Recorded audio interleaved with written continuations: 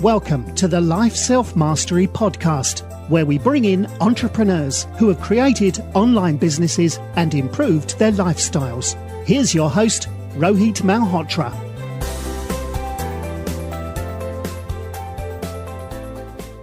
Hi everyone, I'm Rohit from LifeSelfMastery.com, and today I'm excited to have Monica Louie, who's a Facebook ad strategist who helps entrepreneurs grow their impact and profits by harnessing the power of Facebook ads. She's also the creator of Flourish with Facebook Ads, a step-by-step Facebook ad system to help bloggers, coaches, and online experts create campaigns that convert. Welcome to the show, Monica. Thank you. I'm so excited to be here. Thank you so much. Yeah, so please do share your journey on why you started blogging and how did the interest in Facebook ads come about? Sure. So, back in my corporate career life, I just had this desire.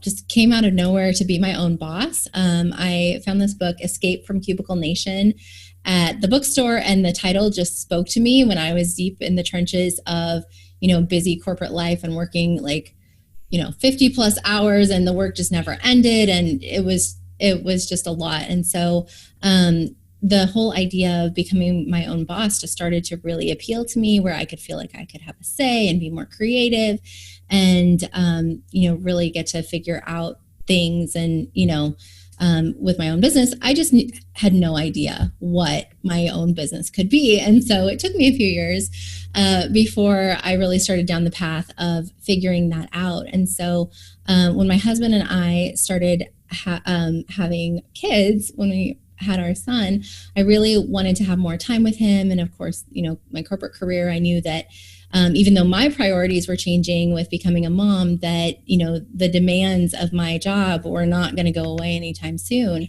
And so we worked really hard to be able to transition me to be able to stay at home. And so I ended up working part-time for a year. And then the whole goal with that was that I would try to find a solution where I could bring in an income from home during that time. And so after that year was up, my husband ended up getting a promotion, and the numbers just kind of aligned that allowed me to quit my job. And I was pregnant with our daughter by that point, so it seemed like perfect timing. And so I ended up staying at home, and we'd saved up money to plan for that.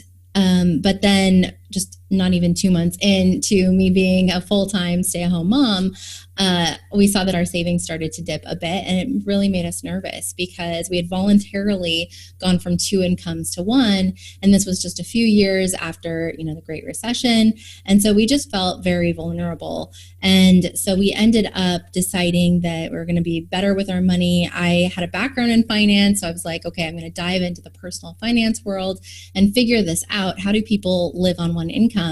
And so with that, I just kind of learned that not only were people staying afloat on one income, but they were also paying off massive amounts of debt in short amounts of time. And that was something that was always of interest to us, paying off our debt early, but it just always seemed like, a someday kind of goal. So once we started hearing these stories of people that were just like us, single income, small kids, paying off massive amounts of debt, we thought, well, if they can do it, then so can we. And so we just kind of threw everything into that and started paying off debt left and right. And in 2 years, we paid off $120,000 of debt on a single middle class income. And so that really was the first inspiration of, I'd started to learn about blogging a little bit, and just the message was continuing to come at me that if you want to, build a following, build an audience, blogging is a great way to go. And then once people started asking us how we were paying off this debt so quickly, then I realized, well, that's it. That's what I can start a blog about, getting out of debt, our journey, help other people get on that path to debt freedom as well. And so I launched my blog in January of 2015. And through that, I started just learning all I could about online marketing. And then with that, started learning that Facebook ads was something that, if you want to get your message out to more people, then Facebook ads is a great way to do that. And so by the end of 2015, I had learned Facebook ads and had a very successful campaign to get people onto my webinar because I had a very small audience at that time, small email list, small Facebook page, but my Facebook ads converted really great at $1.26 per webinar registration. So back then, a good cost per conversion for a webinar registration was anywhere from $1 to $3. And so at $1.26, I was really pleased. And then I did it again with my next campaign a couple months later and brought that cost per conversion down to $1 and a penny on average for the entire campaign. And so with that, my blogging friends that I was making online started asking me how I was getting, having such great success with Facebook ads. And so through 2016, I started doing some consulting work with my friends and helping them with their Facebook ads. And I realized that I really liked that side of things. I really liked helping other people build their businesses. And so by the end of 2016, I ended up selling my blog and then transitioned to a full-time Facebook ads coach. And it's been quite the journey ever since. The business has completely grown organically by word of mouth. And so I started with coaching. And then last year, in the middle of 2017, I realized that my time was very limited and I needed to leverage my time more. And so that's where the idea of the course came about. So I ended up creating the course and launching that. And that has gotten really great results with people. We had success stories right from the get-go. And so we've got a really great community of people there with the course. And now this year I'm growing my team and we are adding ads management to the business as well. We've done it on a small scale since the end or fall-ish of 2017, but now we feel like we've got our systems in place and we're really ready to grow that side of the business. So it's been a fun journey, but that brings me here to today. Oh, that's a great story, right? But how can somebody start with Facebook ads if they've never tried before? Is it too technical for people, or how would you guide people if they want to start with Facebook ads? Yeah, so I am not very techy. Like, I can only do a few things in WordPress. Otherwise, I get a little bit overwhelmed by it. So I'm not very techy. So, but I was able to learn, what buttons to click and, what the options are and what they mean with putting together, a Facebook ad campaign. And really, it's more about the strategy. And so that's what I like to encourage people to figure out before they dive into the ads manager or before they hit that boost post button, is really figure out what are the goals in your business and then how can Facebook ads play a part in helping you achieve those goals. And so looking at your overall strategy, is it to grow your email list? Is it to drive more traffic to your blog? Is it to get more people into your sales funnel? So what are your goals? And then Facebook ads you can put together a plan with Facebook ads so that you are sharing your message and finding the right people on Facebook and also Instagram and presenting your message to the right people who are going to be likely interested in that topic. And then also you can present your offer to them via ads as well. Got it. And how would you go about finding an ideal audience? Should everybody go about adding a Facebook pixel on the website to collect that data? Yes, absolutely. That is always the first step. That's the first step that I always suggest, is to make sure you have the pixel on your website. So even if you think, I might be interested in Facebook ads someday, but not right at this moment, getting the pixel on your website is going to set you up so that you have more options when you are ready to dive into the ads manager and create those audiences. So the pixel is so important because it is just simply a piece of code. And again, I'm not techie, but I know how to install a Facebook pixel. And so it's just a piece of code that Facebook gives you, and you insert it into the back end of your website, in the header portion of your website.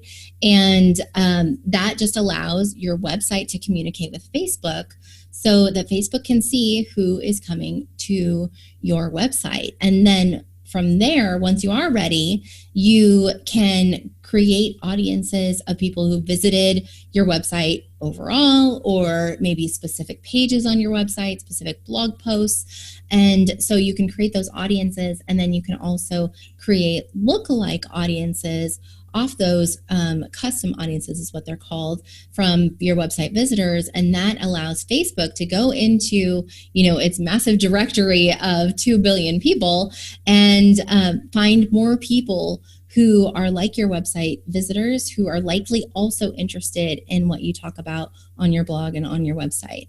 And so that really kind of opens things up that, a lot of people like to talk about retargeting with Facebook ads, but really most of my clients like to grow their audiences as well, and using the lookalike audiences is a great way to do that. And then the last piece that the Facebook Pixel can help you with is that once you have your campaign going, then Facebook, using the Facebook Pixel, it can see who are the people that they are showing the ad to that are clicking through, that are opting in, that are taking that action that you want people to take from your ad, and then it can optimize it further. So it's making sure to show it to the people who are more likely to actually click and opt in, whatever the goal of the campaign is. So it really gets smarter and smarter the more data that it collects over the lifetime of your campaign.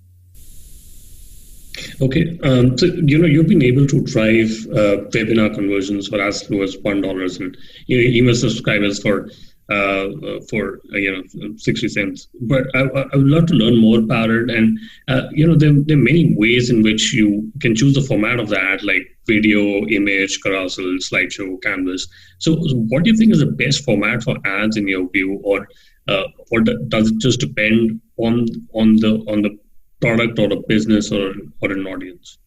Yeah, so there are a lot of different options, as you mentioned, and it's always worth testing the different options. And so depending on the goal of the campaign, so it's if it's a conversion campaign to grow the email list, like you mentioned, then you might start with maybe a static image or a few static images to test, but then also you might test a short video and see if that converts better than the static image.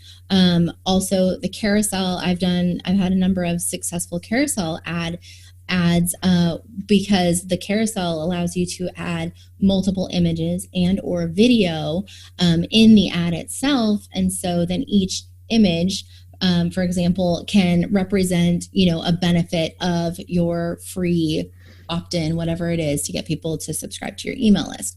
So there are multiple, different options, but I always like to test because it's hard to say, what is going to convert the best. I know that Facebook does give preference to video a lot, so video ads are really hot. But I mean, in my experience, I've had a really well done video that a client provided, and we ran an ad to that. But then the carousel ad ended up performing even better. So that's why we always like to test, because what we think might work the best doesn't always pan out that way in real life. So that's why I like to test a variety of different images, and different ad styles as well. Got it. And what is the best strategy for testing Facebook ads without spending a lot of money? Should somebody go about scaling it up 20% every day, or what is the right strategy to go about?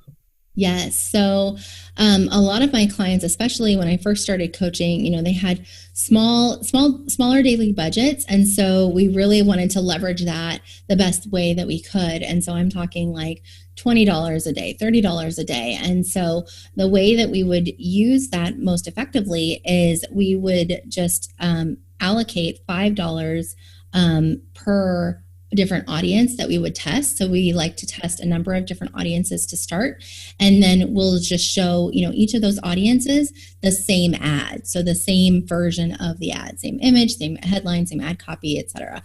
And so then we first create the campaign so that we're testing these different audiences. And then we come back after 2 or 3 days. I usually like to wait at least 3 days before I make any changes.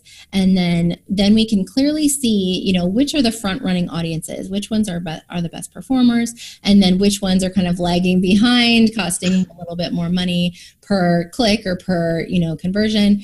And so then we will end up, using that same daily budget, we'll end up turning off the more expensive ad sets with the more expensive audiences.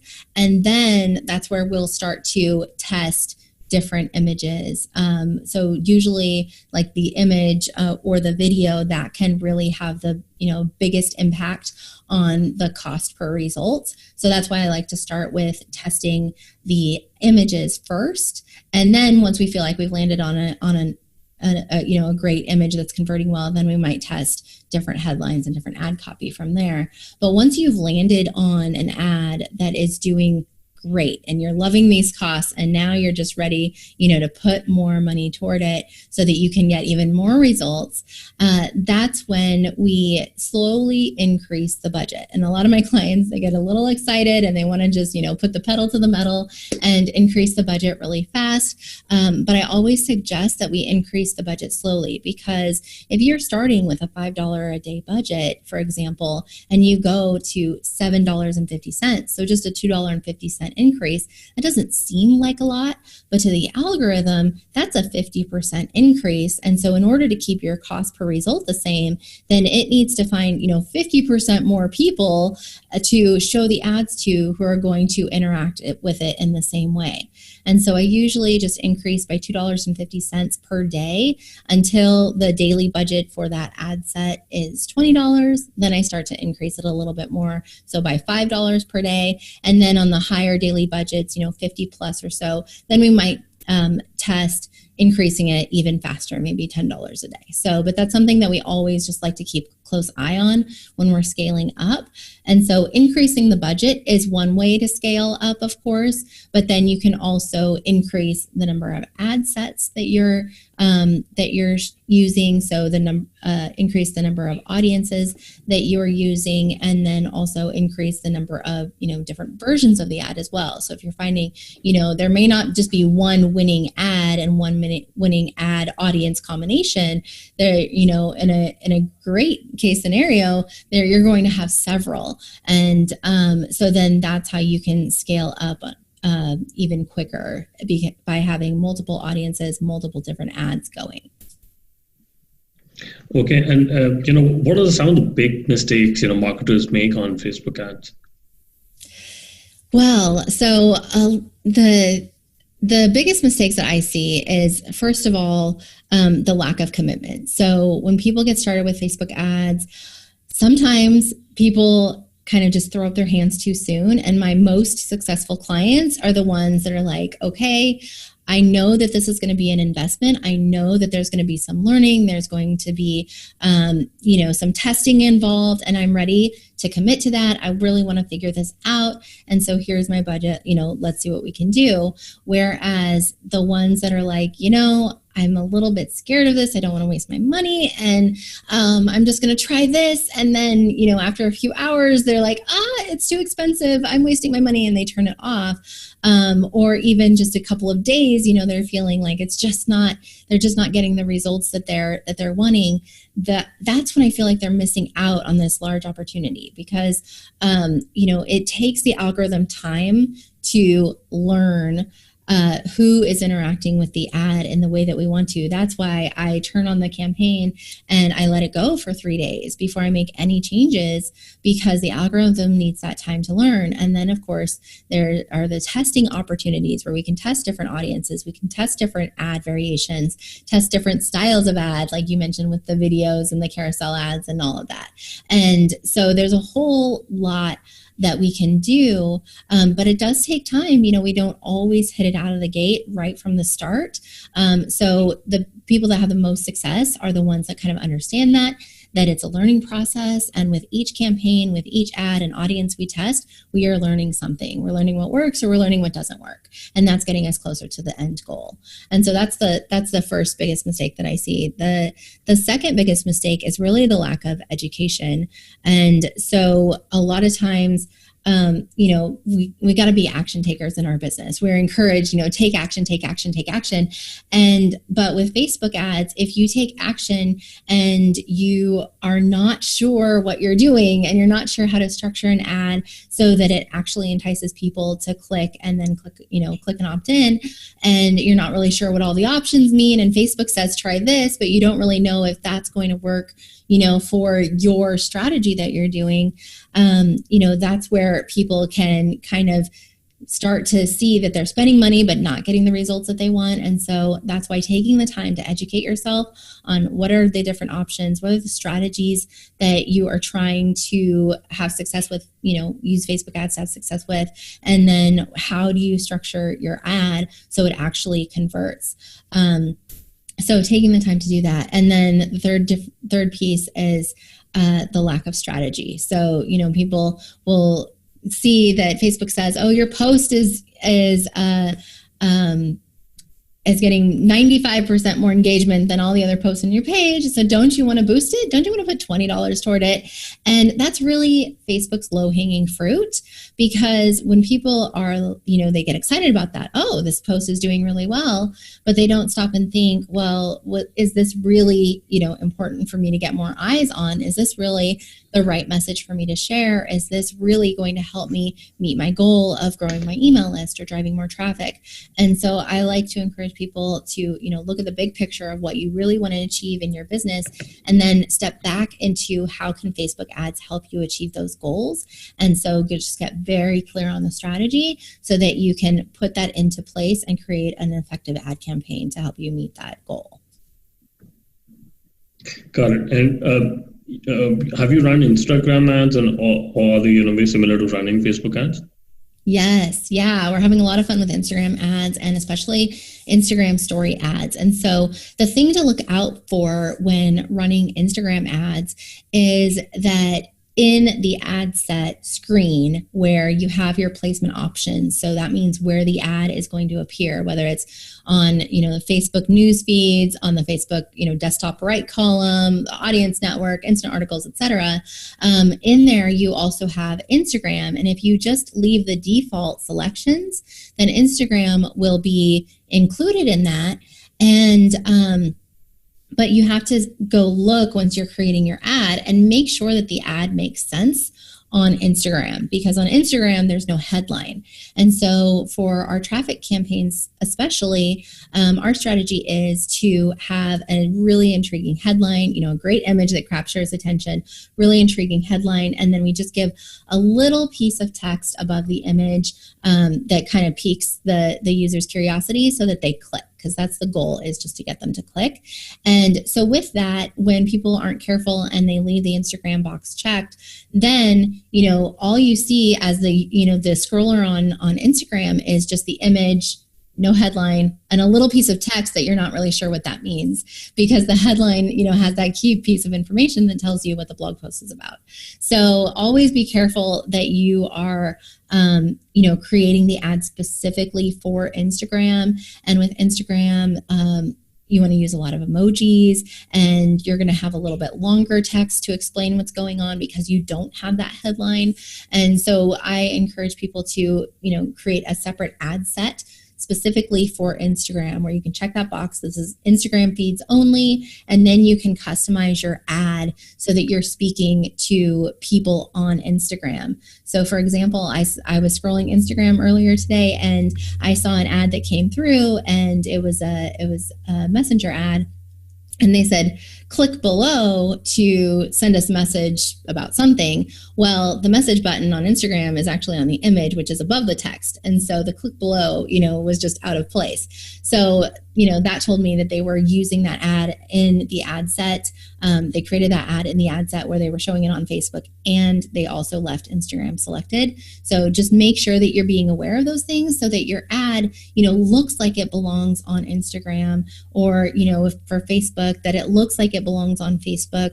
And you really want it to kind of blend in yet also stand out. So it's kind of a fine balance where you don't want it to look overly like an ad. So you just don't want it to look completely out of place, because that'll be a red flag in people's minds that it's an advertisement, you're trying to sell me something, and then people will just kind of avoid that. So make sure that you are thinking about, whether you're on Facebook or Instagram, that you are aware of, etiquette and culture and how posts are created in that platform. Okay, and is there any different strategy for doing mobile ads, or because a lot of people are going mobile? So do you recommend the same strategy for them? Yeah, so for our ads, we'll do desktop and mobile in most cases. The thing with mobile is that always check your landing page and see how it looks on mobile. So wherever you're driving traffic to, always look on I always just pull it up on my phone to scroll through. What does it look like? Is it easy to read? Is it, easy to scroll through and kind of capture what's going on? Because people, especially on their phones, they're probably standing in line at the grocery store. They've just got a quick second where they've decided to scroll through Facebook or Instagram really fast. And so you've got to capture their attention, but then also to keep them engaged on your landing page so that they follow through with that action you want them to take. Think about their experience and making it easy to read. Your text isn't too small. Your images aren't, too small or, hard to read where they have to, pinch and zoom in to see what's going on. So really make sure that your landing page is mobile friendly. Got it. And Monica, you gave a lot of information, great information about Facebook ads. But let's quickly do the top three. What's your favorite business book?